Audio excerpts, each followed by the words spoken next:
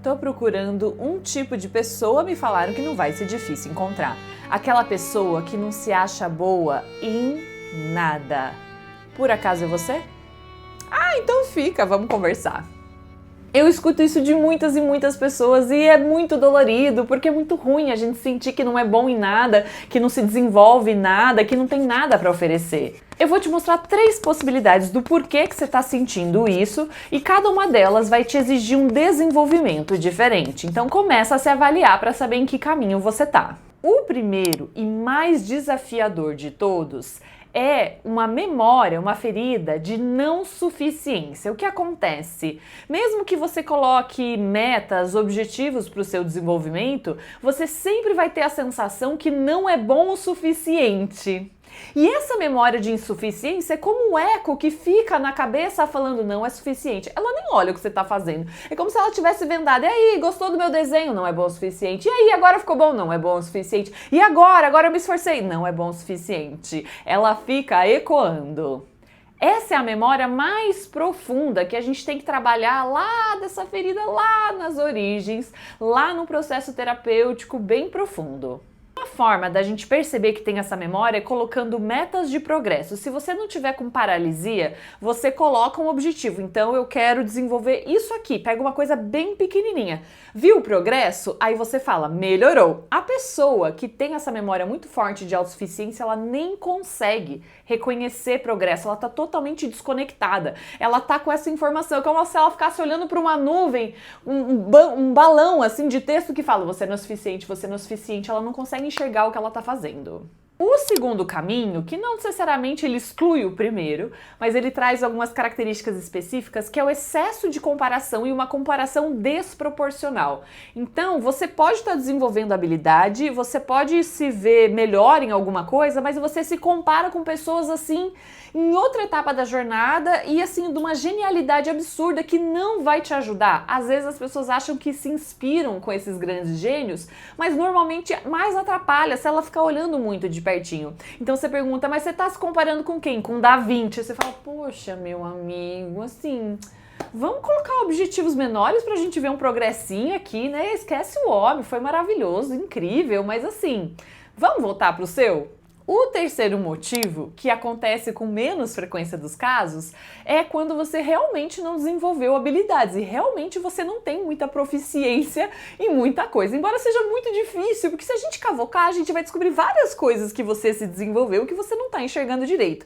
Mas vamos dizer que você não se sente bom naquelas coisas que você gostaria de desenvolver. Então a gente já tira aqui o exagero do nada, né? O teu emocional tá falando que você não é bom em nada, é uma fala emocional, mas se a gente fosse pensar direitinho, não é em nada. Eu sou bom nisso aqui, mas eu talvez não valorizo, ou isso não tem mais valor pra mim, eu quero isso aqui. Aí sim, se você não sente que você desenvolveu habilidades, pode ser que a gente tenha que traçar um plano de ação de desenvolvimento. Então tá bom. Então vamos focar no desenvolvimento de habilidades. Então você vai mapear e descobrir quais são as habilidades que você quer desenvolver. Você vai quebrar em pequenas conquistas. Então eu vou conseguir fazer um traço reto e depois um traço curvo, trazendo o exemplo do desenho. Agora eu consigo pintar assim, agora eu consigo pintar assado. Coisas bem pequenininhas para que você consiga marcar e perceber o progresso. Muita gente tem dificuldade de perceber o progresso. Se você tiver muito enviesado com essa percepção muito ofuscada, vai pedir ajuda de alguém que tem esse olhar. Então, se é desenho, mostra para um profissional, um professor de desenho, olha, esse é o desenho que eu fazia 6 meses atrás, este é o desenho que eu faço agora. Tem alguma diferença? Você vê algum progresso? Então, quem tem o olhar treinado vai conseguir avaliar. Isso se for uma habilidade técnica. Se for uma habilidade socioemocional, você vai ter que, de repente, bater um papo com o seu terapeuta. Você acha que eu estou melhor em acessar as emoções mais difíceis que antes eu evitava? Você acha que eu estou acessando mais as emoções? Provavelmente ele vai fazer 1 milhão de perguntas para você, mas te ajudar a enxergar esse progresso. Você está diferente, você está mudado, você progrediu. Então, quando a gente coloca essa meta meio lunática, que a maioria das pessoas nem sabe o que é, eu quero ser igual ao Da Vinci, não é algo tangível, não é algo palpável. Quando a gente coloca metas de progresso ou a gente traz a percepção, isso aqui eu melhorei, isso aqui eu melhorei, conectar com a sensação de progresso é muito saudável e muito incentivadora, porque a gente vai trazer um olhar de apreciação. Olha o que eu estou progredindo, olha o que está mudando, olha o que eu agora estou conseguindo fazer que antes eu não conseguia. Então, normalmente as pessoas vão trazer um olhar muito binário. Então, assim, ela tem, vamos falar de habilidades socioemocionais, ela tem um ideal do que é aquele comportamento e tem ela aqui hoje. Aí ela fala, não mudei nada, mas ela tá aqui, ó, caminhando, passo a passo. Então, este nível 5 tá muito melhor que o nível 1, mas ela fala, se eu não chegar no nível 23, eu não sou boa. Então, o que é essa definição de ser bom? Você já reparou? Como que a gente percebe que a gente é bom em algo? Tenta recapitular lá na sua história. Imagina uma criança. Uma criança faz diversas coisas. Como é que ela sabe que ela faz algo bem? Parece um conceito bem abstrato, bem subjetivo e bem genérico, não é mesmo? E aí a gente teve sistemas tentando tangibilizar essa subjetividade. Então a gente tem o sistema de notas. Então lá na escola a gente sabe que alguém é bom em alguma matéria pela nota. Então o fulaninho que tirou 8 na prova é melhor que o fulaninho que tirou 4. É super questionável esse sistema, mas só recapitulando como que a gente vai construindo essa imagem, né? E habilidades esportivas, por exemplo, aí pode ser uma pessoa que consegue fazer vários gols do futebol e outras que não conseguem. Então tem uma métrica e tem alguém pontuando ou alguém comentando. Se é ainda mais subjetivo, alguém vai comentar. Então, nossa, como você canta bem. Então, como é que a gente percebe que canta bem se não tem alguém falando que a gente canta bem? Como é que a gente percebe que dança bem se não tem alguém falando que a gente dança bem? Então, essas duas coisas que normalmente acontecem, que vão moldando a nossa percepção sobre o que a gente faz bem ou não. Que é uma credencial, que pode ser uma nota, uma avaliação, um diploma, um certificado, né? Uma credencial de que você está apto ou você é bom em alguma coisa. Ou a segunda coisa é alguém que tem certa autoridade, essa autoridade também é subjetiva, é você que vai atribuir autoridade a essa pessoa, pode ser uma figura hierárquica como o professor, sua mãe, o seu pai, alguém que vai olhar para você, avaliar e classificar. Então, ou você tem uma nota te falando que você é bom, uma avaliação, ou você tem uma pessoa falando que você é bom. E agora, se essa pessoa não sabe avaliar direito e se esse sistema não foi muito bem elaborado, vamos supor que o sistema de avaliação de notas da escola não é o melhor sistema para avaliar se alguém é bom ou não é bom em algo. Aliás, uma vez eu vi uma pessoa falando assim que tirar boas notas simplesmente confirma que você é bom em fazer provas. Não faz muito sentido? O que a prova confirma? Que você é bom em ir bem em provas. Então a nossa percepção de que a gente é bom ou não é bom, ela começa de forma externa. Alguém precisa dizer que eu sou bom.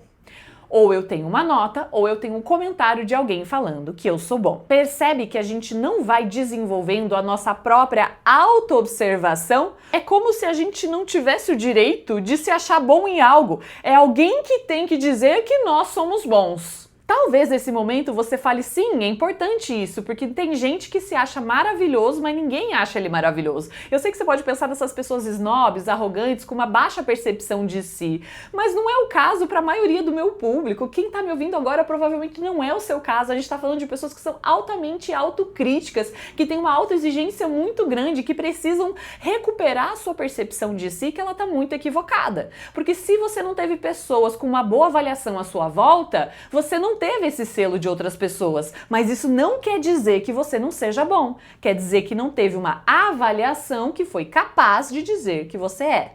Essa é uma possibilidade. É aqui, nessa validação externa de uma figura de autoridade falando que você é bom, reconhecendo que você é bom, que vai entrar aqui um pacotão do nosso desenvolvimento, do nosso passado, que é a ferida materna e a ferida paterna. A gente começa com essa grande referência, com essa grande hierarquia, com essa grande autoridade, que é a opinião do pai e da mãe sobre nós. Ou de algum irmão mais velho, ou dos cuidadores, dependendo de como foi a sua dinâmica familiar. É aqui que a gente vai ver histórias e mais histórias de pessoas de altíssimas habilidades, grandiosíssimos esportistas, grandiosíssimos e exímios artistas. E aí, quando a gente vê a biografia, a gente vê que a pessoa passou a vida inteira sendo o número 1 do mundo e chega em casa e tem aquele pai que não reconhece, que fala que não fez mais nada que obrigação, ou que pergunta onde que tá o jantar quando a pessoa chega com a medalha de ouro em casa. Sabe aquelas diversas histórias? Tem muitas biografias assim. Por quê? Porque continua aquela ferida paterna e materna. Então existe existe dentro do psiquismo de muitas pessoas ainda aquela vontade de entregar para o pai, entregar para a mãe, porque o pai não viu que ele era bom, a mãe não viu que ele era bom. Então ele vai ter muito sucesso na vida para poder entregar essa medalha, qualquer que seja essa medalha, tá aqui a medalha. E o que acontece normalmente?